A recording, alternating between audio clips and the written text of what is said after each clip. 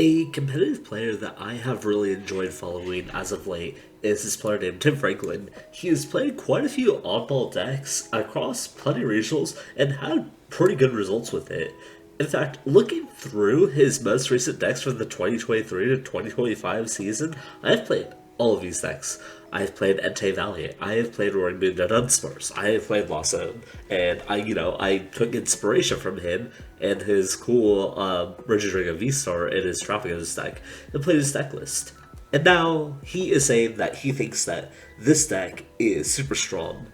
He posted, or I guess I should say, he collaborated with Celia's network to showcase the deck off in this video.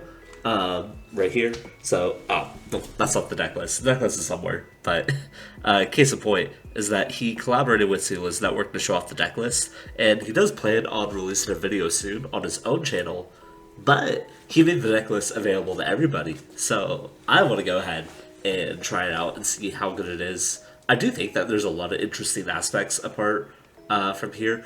And so instead of running the double turbo energies, we're making use of dark energies. This will give us access to Pecharunt attack as well as Munkidori damage, and this will allow us to clear the poison damage off our Budew without needing to run like a Switch Cart or some other awkward form of healing, and you can create these really dangerous loops.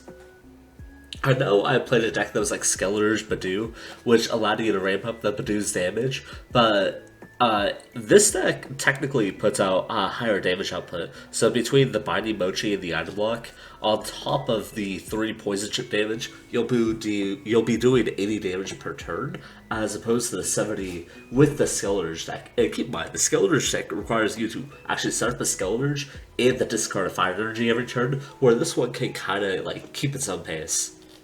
I do think that you can mess around with some of the cards in the deck. Like, I'm not quite sure how this Regidrago is yet, or the Diancie. And he did even consider checking out, or like throwing in more tech cards, such as like a second boss's orders, among some other things here. But that's not my job here. I'm just here to tell you how to play the funny deck. And if you guys enjoyed this video, make sure to like, comment down below, and subscribe. I'm also going to recommend that you check out both the Celia's network video that will be in the description, as well as Tim Franklin's channel, which, you know, I find really cool. I like the channel a lot, so go check it out. Anyways, on to the game. What I think is extremely crazy about this deck is how it kind of just plays solitaire. So from my experience actually playing out the list, is essentially just comes down to, hey, do you actually get to do your thing? And if you do, like, the opponent just doesn't stand a chance. The high roll here is so absurd. Anyways, my opponent is going to realize, oh, we don't have anything going. I go ahead and force Seal Zone, and I'm going to do this a lot where I go to grab the Pokemon thinking, oh, I'm on Precious Trolley already. But yeah, we're just going to go ahead and grab the full combo here between the Pecharunt, the Sneasler, and the Brute Bonnet. Like, I can just go ahead and knock out the Dreepy before my opponent even gets in action. Isn't that crazy? That's cool. So, it's very nice. And I think having a deck that goes first is a really strong in this metagame, since a lot of people are picking to go second, either to try and Budew lock you, or to deny your opponent's Budew. So having a deck that is strong going first and can take surprise wins like this is super nice.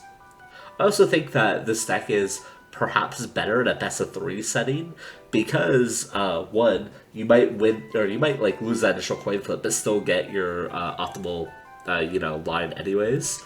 But also, like, I feel like it just has so many good ways of shutting down the opponent and preventing them from playing the game. They would really have a good choice here. I will say, I definitely don't think I should have started with the Pecharunt. I think it was very, like, just off my high with the with the previous game. It's like, oh, well, I just killed they just killed the opponent turn 1, therefore you always will start Pecharunt. But that's not true. If you want to, you basically almost always will start Oranguru, because Oranguru will just search out a lot of cards from your deck. So I am going to have to unfortunately go for the very, very slow route here.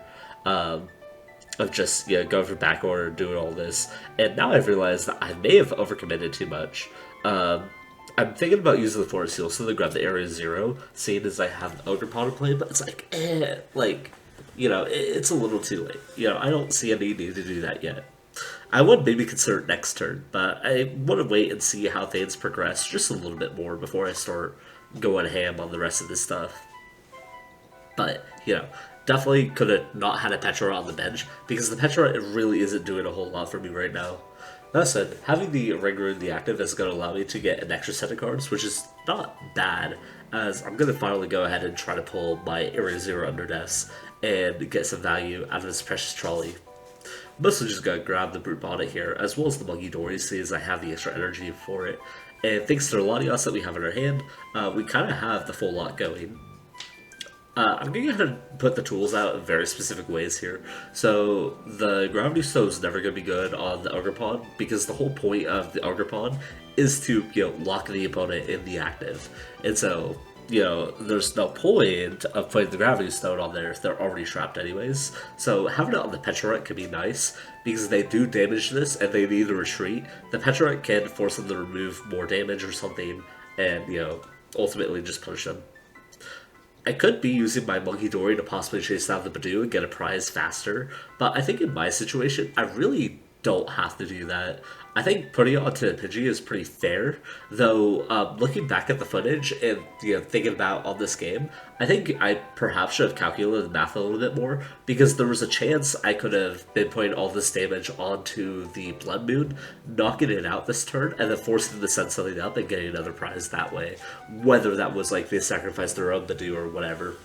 I will have to go through a turn of being item locked, as well as lose my own Budew here, but thankfully my opponent doesn't look like they have a supporter in the hand. Like if they had an Iono, they would have played it already, so I'm not too afraid of that.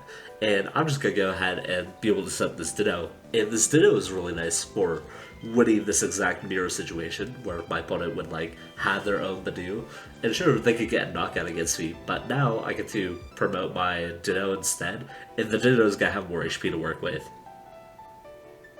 I do really like the really consistent and low to the ground damage output. One of the issues I had when I was playing the Skeletor's Budew deck is it took a lot of work to set everything up, and now you don't really have to worry about it because Precious Trolley is kind of a broken card, and Oranguru to a degree also gets you up set up so well. So despite needing quite a few pieces on the board to get all this going, having one card that just searches out your whole game plan is so good. And even if my opponent ends up bumping my stadium here, the drops are pretty easy. I can just drop the Oranguru, the Squawkabilly, and probably the Pecharunt. It'd be nice to have the Pecharunt, but I absolutely don't need it. My opponent's also going to struggle here to attack, as they don't really get to play the game anymore, which is kind of the whole point of the deck, is that you set up the solitaire situation and the opponent's going to have a really hard time operating out of this space. I'm actually going to go ahead and break my item block. That way I could go ahead and take a knockout against the Swayless. I figured that this is probably reasonable, because if this happens, then there's essentially no way that my opponent could come back. There's also one more consideration to make, whether or not I actually poison my Pecharunt. I decided having access to Munkidori damage could be okay, because this could allow me to knock out the Pidgey in the active and then take a knockout against the thing that comes in afterwards, which, is exactly the situation that I'm going to leave myself into. And so, I felt good, but they do counter my Pecharunt, which, somehow ruins my game plan. They Feather Ball it with, and probably are going to concede at this point, because there's nothing that they can really do. Yeah, exactly. Yeah. It's hard to say, or hard to show, other gameplay besides this, because really this is just the core routine. Your opponent might be able to do some other stuff, but in general it's just they're just stuck. They're just locked in there, and they can't really do anything about it, so... And then when you're losing, you're just losing pretty hard. It's mostly just because you didn't get a good setup. You started the bad mod, and you had no ways of digging yourself out of the situation.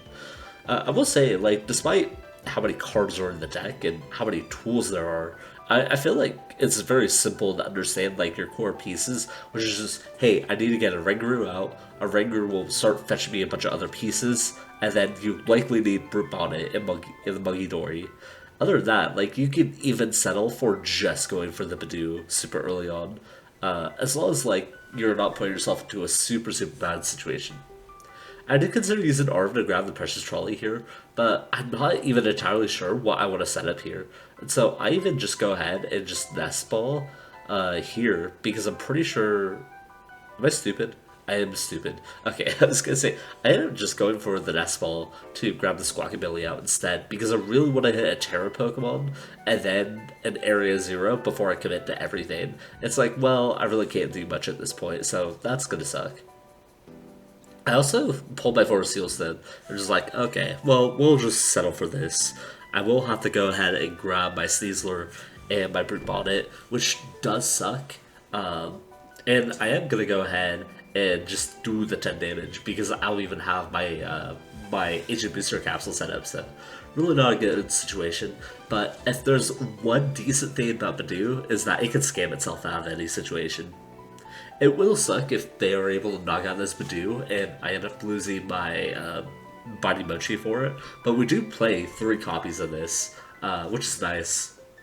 And they are also going to go ahead and 0-6 me. We do play a hefty copy of Night Stretcher, like a hefty amount of Night Stretchers, so I end up like saying, oh, it's okay. I can go ahead and discard the night or the Dark Energies and just get them back.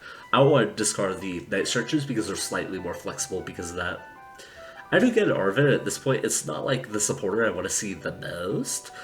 It would have been nice if I had gotten something else, but alas. And I'm also just going to go ahead and have to grab the Ditto. Just to have the extra damage here, or just the extra security, because I know that if I went for Night Stretcher Budew instead, then it was pretty likely that I would just get knocked out eventually without having Area 0 or any way to set up, you know, more cards on my field. So that's the reasoning behind all that. My Ditto will be able to survive a few hits, and with the Switch Cart in my hand, I can technically heal off a little bit more damage in case my opponent tries to do something fishy against me. Case in point, they have a Delphox down now. Not something that was entirely ready to be fighting against. I've been seeing this Charizard Dragapult deck fly around a little bit, and you know, I'm sure it's a good deck. I see a lot of people posting Elite Cup wins about it, but it's not something that I'm like super interested in playing. So yeah, even though our board state is kind of scuffed, we kind of just have the necessity, and you know, thanks to how slow Unlock forces the opponent to play, I'm not really feeling the consequences of my actions here. I'm gonna go ahead and check to see what Star Alchemy grabs, even though that's not how that works. Oops. And I'm just gonna also go ahead and take out the Pidgey. Really nothing else I can do here besides maybe contemplate playing the Switch Cart. It would allow me to go dig it again with the Oranguru, which is not exactly the play I want to see. And here, I'm actually like kind of ecstatic because I have both the Terapagos in my hand and the Area 0. I would much prefer to have the Ogerpon instead, because one, the Ogerpon will hit this for weakness, and two, it's, you know, kind of the one that I built my deck around. But I'm still excited because this will allow me to what's it called? The Area 0, and to go for all that. Anyway, since I flipped tails on my burn, I just decided I'm gonna hit heads on this Confusion flip, so, you know, pans out in the end. I really didn't have to do that. I could have gone for the Switch Cart. And in all reality, like, just go for the Switch Cart. It's not gonna hurt you. That said, you know, I do end up being a little cheeky here and going for all of that when it was so unnecessary. And, you know, I'm punished because I'm just simply the best player in the world. No one does it like me.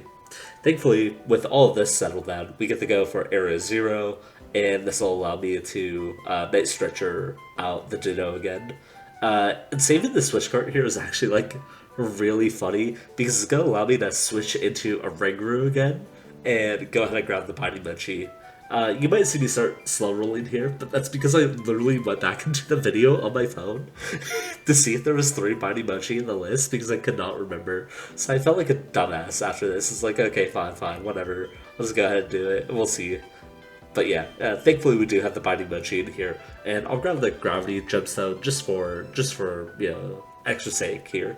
And we can just go ahead and set the Iono block again. If my opponent ends up using the status move again against me, I am pretty sure they get knocked out on the following turn, in which case I can also just like Night Stretcher out Budew, and then go to Budew afterwards. It won't net me a knockout against the Charmander, but they're so far behind anyways that like it just kind of doesn't matter. And yeah, I'm gonna go ahead and take these prizes here. Good stuff on me, and they're gonna go ahead and concede.